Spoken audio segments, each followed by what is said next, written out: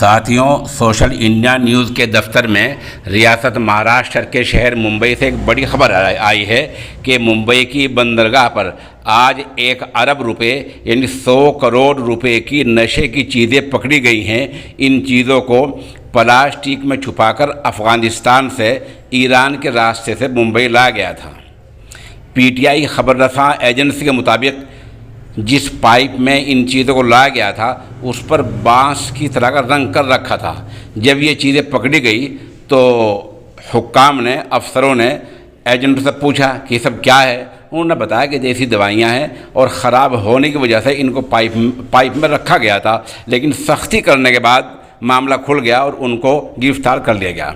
इस मामले में कस्टम एजेंटों, दस्तावेज़, फर्जी कागजात तैयार करने वालों और रुपया लगाने वालों सबको तकरीबन 4 आदमियों को गिरफ़्तार कर लिया गया है। 2 आदमी दिल्ली के हैं, 2 मुंबई के हैं। मुंबई के जिन 2 को गिरफ़्तार किया गया है, कस्टम एजेंट मीनानाथ बोडके और कोंडी भाव गंजाल, उन दोनों को 14 दिन की अदालती तहवील में हिरासत में भेज दिया गया है।